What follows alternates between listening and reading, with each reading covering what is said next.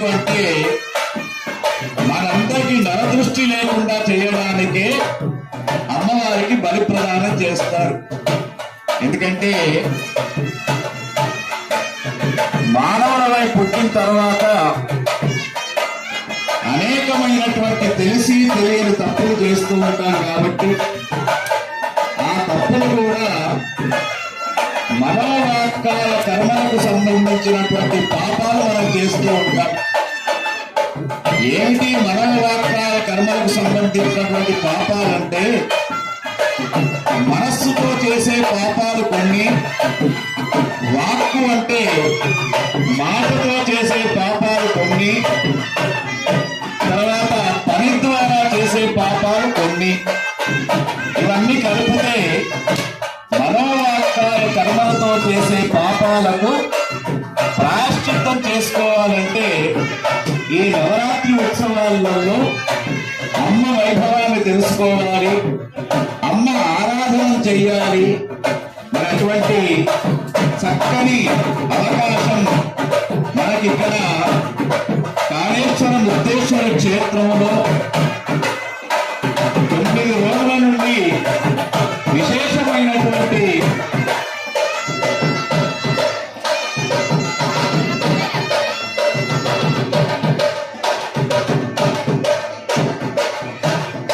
అవకాశం మనందరికీ రావడం, మరి మీరంతా కూడా జగన్మాత యొక్క వైభవాన్ని శ్రేయస్కరమని చెప్పబడుతూ ఉంది. మరి మనం 9 రోజులు కూడా అమ్మవారిని ఒక్కొక్క రూపంతో ఆరాధన చేశాం. ఎట్లా ఆరాధన చేశాం అనేది కూడా అందరికీ తెలుసు.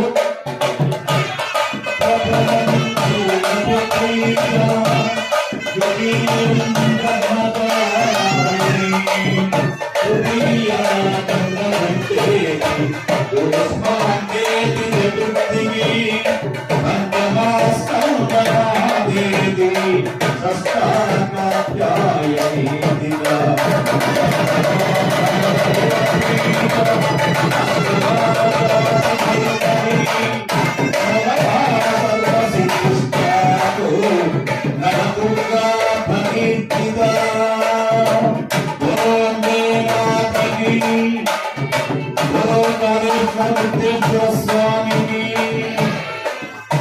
ఇక్కడ మనమంతా కూడా గత 9 రోజుల నుండి నవరాత్రి ఉత్సవాలు వైభవంగా చేసుకుంటున్నాం కదా.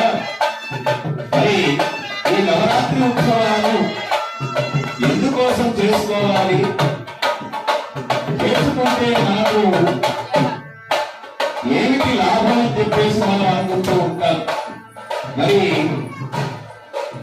నవరాత్రి అంటే ఏమిటి?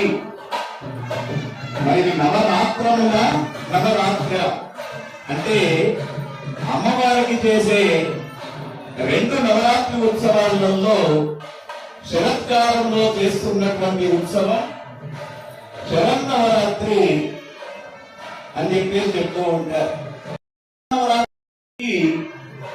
పున్నమ రోజున ఏ నక్షత్రం అయితే ఉంటుందో ఆ రోజును బట్టి, ఆ నక్షత్రాన్ని బట్టి మాసం పేరు పెడతారు.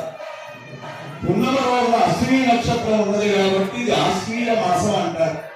మరి ఆశ్వీయ మాసం ఎటువంటిది అంటే చాలా భయంకరమైనటువంటి మాసం. గుర్తుంచుకోండి. ఎట్లా యమధర్మరాజు యొక్క 2 కోరలు